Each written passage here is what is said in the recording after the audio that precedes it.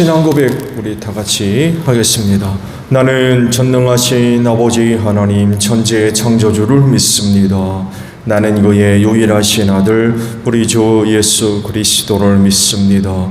그는 성령으로 잉태되어 동정녀 마리아에게서 나시고 본디오 빌라도에게 고난을 받아 십자가에 못 박혀 죽으시고 장사된 지 사흘 만에 죽은 자 가운데서 다시 살아나셨으며 하늘에 오르시어 전능하신 아버지 하나님 우편에 앉아 계시다가 거기로부터 살아있는 자와 죽은 자를 심판하러 오십니다.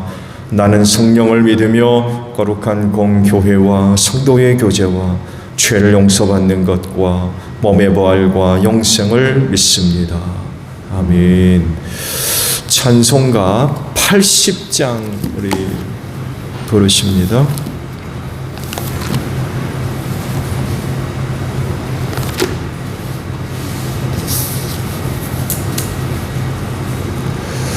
찬송가 80장 부르십니다.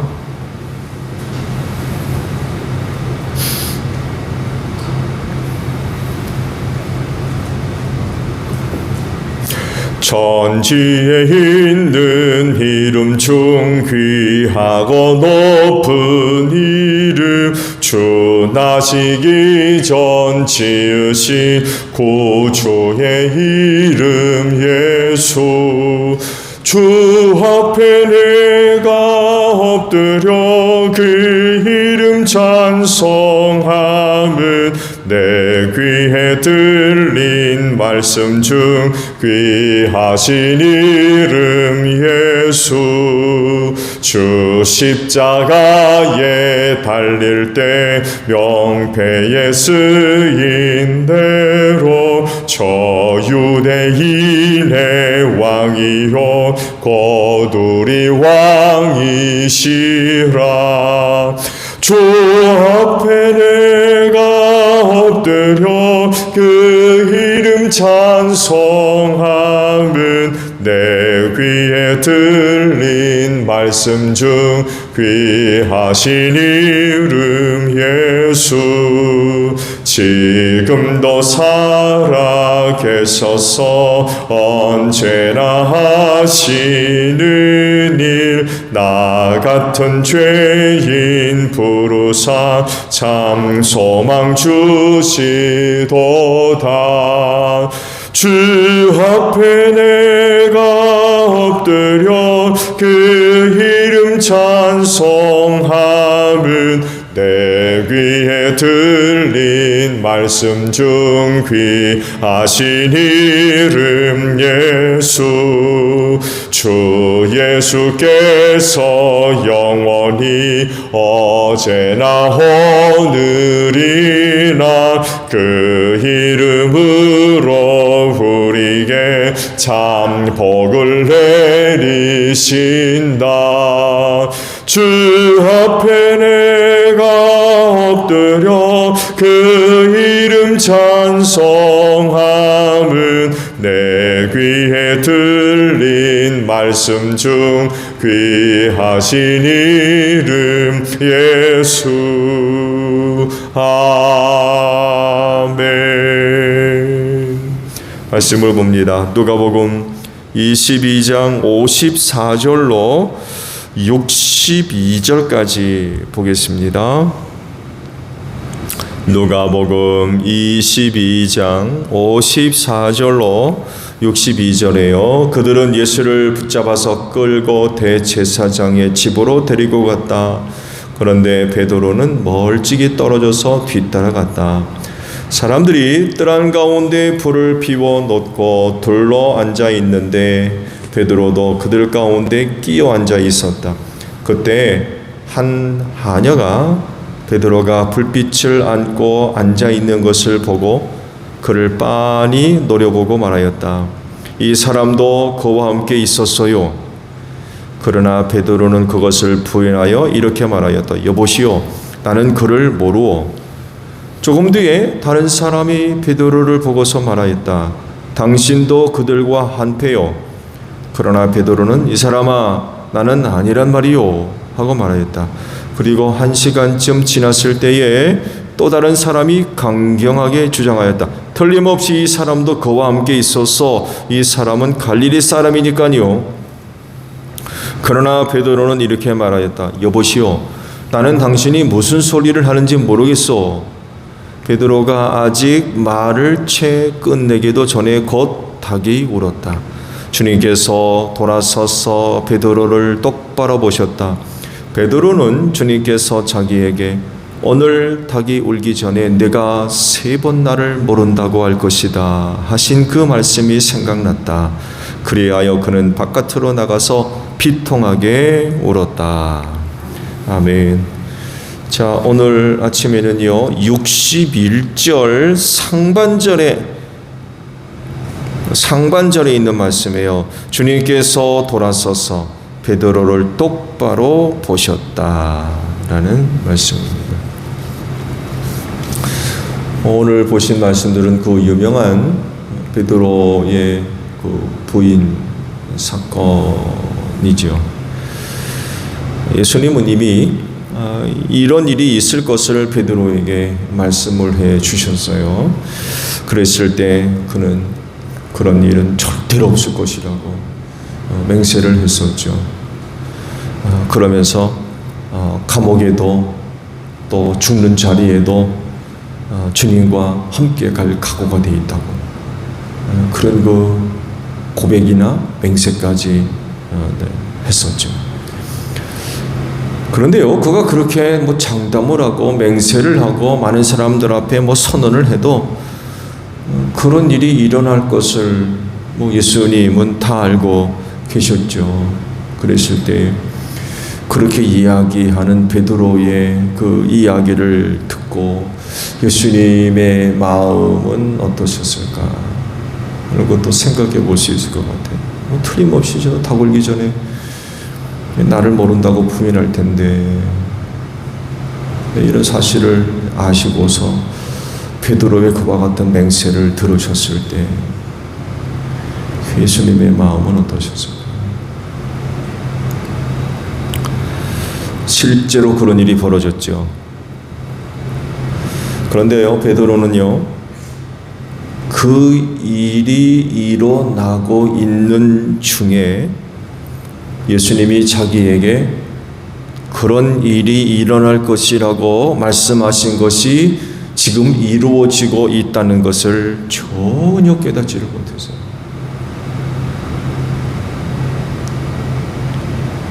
결국 그 사건 중심 가운데 있거든요. 첫 번째 부인할 때도 몰랐어요. 두 번째 부인할 때도 몰랐어요. 심지어는 세 번째 부인할 때까지도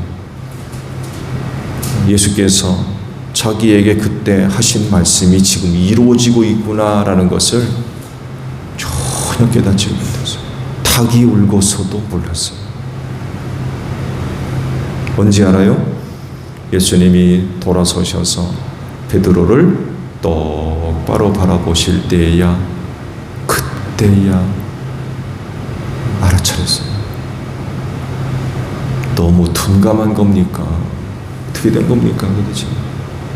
불과 몇 시간 전인데. 그러니까 그만큼 갑작스러운 일을 당했을 때 굉장히 다급하고 또 무척 당황스러워 했었다는 것을 우리가 알 수 있을 것 같아요. 느닷없이 일어난 일이니까 당황스러운 거예요. 정신이 없는 거죠. 닭이 울자 예수께서 돌아서셔서 베드로를 똑바로 바라보셨다고 그러죠. 그러니까 베드로가 거기 앉아 있다는 것을 이제 아시는 거죠. 베드로가 나를 따라와서 이곳까지 들어와서 지금 저기 앉아 있구나.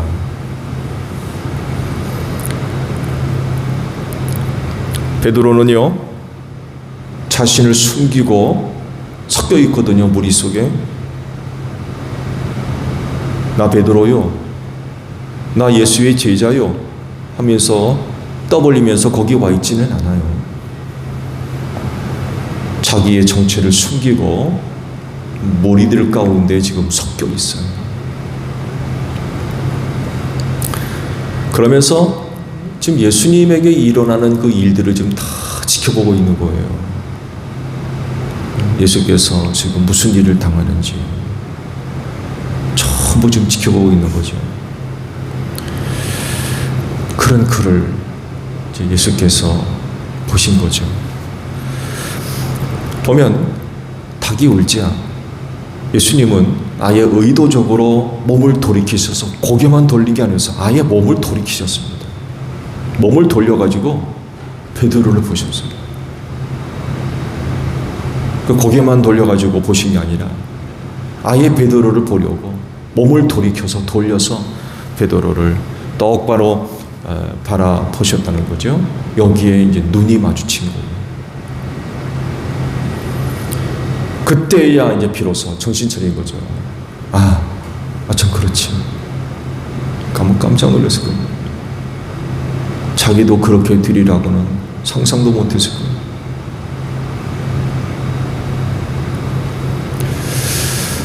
돌아서셔서 베드로 자신을 똑바로 바라보시던 주님의 눈빛 혹은 눈길, 그거를 봤을 텐데 베드로는 예수님의 그 눈빛을 어떻게 봤을까?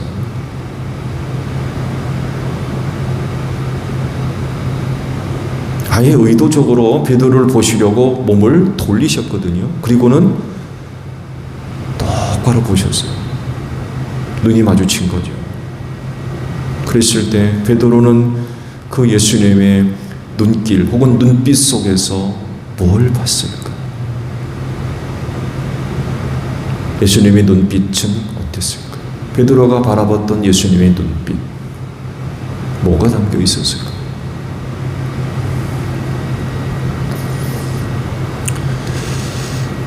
그거는요,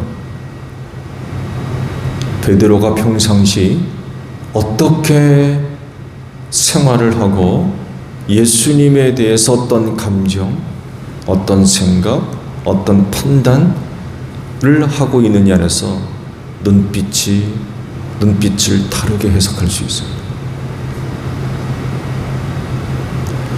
평상시 베드로가 주님을 좋게 생각하고 있었느냐, 그렇지 않느냐에 따라서 주님의 그 눈빛을 서로 다르게 이해할 수 있다는 거예요.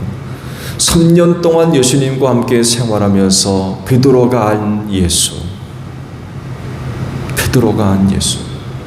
베드로가 예수에 대해서 어떤 느낌, 어떤 감정, 어떤 생각을 갖고 있었느냐. 예수께서 자기를 부쩍 사랑하고 계시는구나, 나를 부쩍 사랑하고 계시는구나, 또 나를 무척 신뢰하고 계시는구나, 나를 참 귀하게 보고 계시는구나. 아니면 3년을 따라다니면서 느꼈던 감정이 예수님이 나를 탐탁치 않게 생각하네, 예수님이 나를 미워하시는구나, 예수님이 나를 싫어하시는구나, 나를 믿지 않고 무가치한 그런 그 있으나마나한 그런 그 존재로 나를 지금 대하고 있구나. 어느 편에 베드로가 있느냐에 따라서 예수님의 눈빛 역시 달라질 수 있어요. 그리고 그 결과는 당연히 다르겠죠. 3년을 함께 생활하면서 예수님이 베드로를 굉장히 사랑하시고 신뢰하고 또 감정적으로나 느낌적으로나 굉장히 좋아한 그런 그 부분이 있다고 하면 자기를 바라보던 예수님의 그 눈빛도 좋게 봤을 거예요.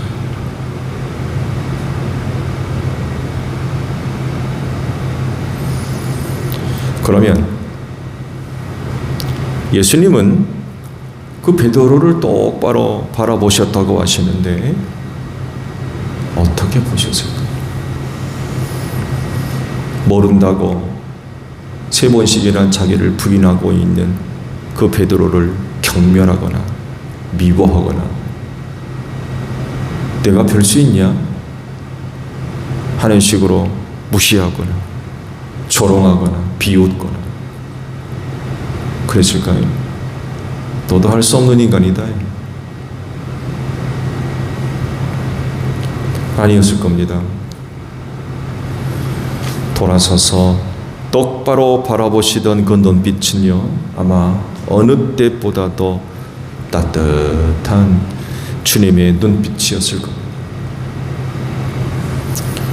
자기를 모른다고 부인하면서 발끈해야 하는 베드로의 그 모습을 선하게 주님께서 보셨을 거예요. 뒤돌아서서 보진 않았지만 지금 베드로가 지금 어떻게 하고 있는지 눈에 선한 거죠. 닭이 울자 뒤돌아서셔서 그를 바라보실 때에 그 예수님의 눈빛, 여전히 그 베드로를 사랑하고 그 베드로를 신뢰하고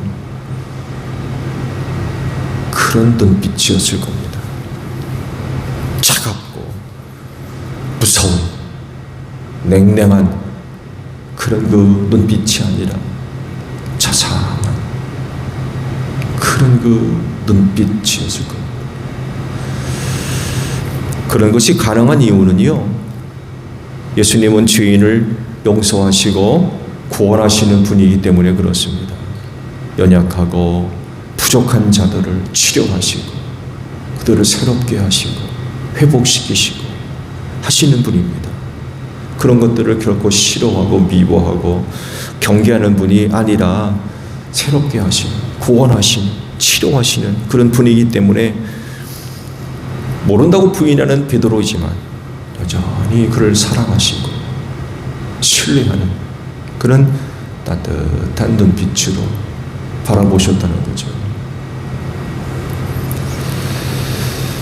베드로가요, 그런 일을 저지르고도 예수님 버리고 부인하고 떠나지 않을 수 있었던 이유 중에 하나가 바로 그때 그 예수님의 눈빛을 봤기 때문에 그래요. 자기를 바라보시던 예수님이 어떻게 자기를 바라보시는가를 알았던 거예요.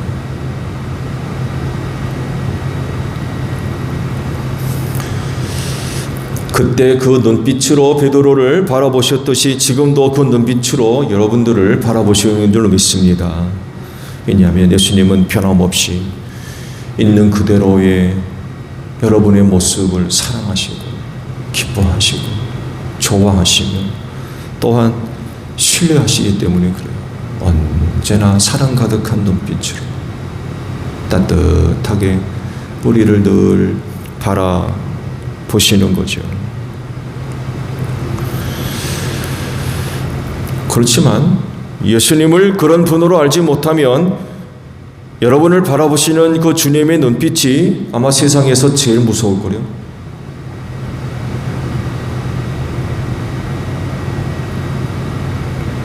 차갑고 두려운 눈빛.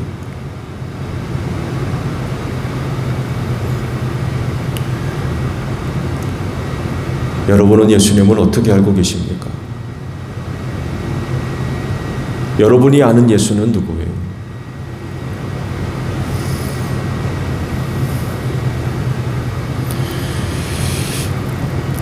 여러분을 바라보시는 그 예수님의 눈을 한번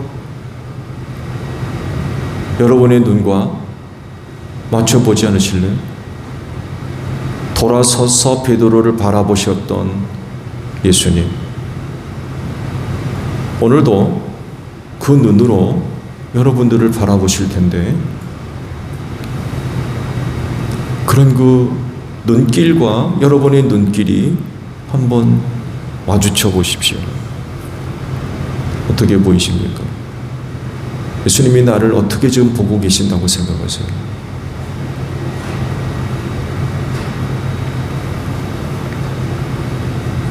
세상에서 가장 따뜻하고 사랑 넘치는 그런 그 눈길이 되어지기를 바랍니다. 돌아서셔서 베드로를 똑바로 바라보셨을 때에 그 눈길은 저주하고 책망하고 비난하고 그런 눈길이 아니었다는 거예요. 왜? 여전히 사랑하셨기 때문에 그래요. 그 눈빛으로 지금도 여러분들을 바라보고 계시는 줄로 믿습니다. 이런 예수님의 눈길과 여러분의 눈길이 마주치려면 여러분을 향한 예수님의 사랑, 은혜, 이런 것들을 알아야 되겠죠. 아, 예수님이 나를 사랑하시는구나. 여러분 이거 알지 못하면 나를 똑바로 바라보시는 예수님의 눈길 좋지 않을 거려. 좋지 않게 볼 거려. 그렇지만 언제나 예수님이 나를 사랑하고 계시는구나. 나를 기뻐하시는구나. 여전히 나를 신뢰하시는구나. 라는 것을 알면 나를 바라보시는 예수님의 눈길은 따뜻할 수밖에 없는 거예요. 한번 좀 기도하시면서 묵상해 보십시오. 그때 돌아서셔서 똑바로 베드로를 바라보셨던 예수, 나를 지금 그렇게 보고 계시다면 나는 그 예수님의 눈길 속에서 뭘 발견할 수 있을까? 나를 어떻게 바라보고 계실까? 그럴진데 예수님 사랑하는 여러분들이 되시기를 바랍니다. 주기도문 합니다. 하늘에 계신 우리 아버지, 아버지의 이름을 거룩하게 하시며 아버지의 나라가 오게 하시며 아버지의 뜻이 하늘에서와 같이 땅에서도 이루어지게 하소서. 오늘 우리에게 일용할 양식을 주시고 우리가 우리에게 잘못한 사람을 용서하여 준 것 같이 우리 죄를 용서하여 주시고 우리를 시험에 빠지지 않게 하시고 악에서 구하소서. 나라와 권능과 영광이 영원히 아버지의 것입니다. 아멘. 기도하겠습니다.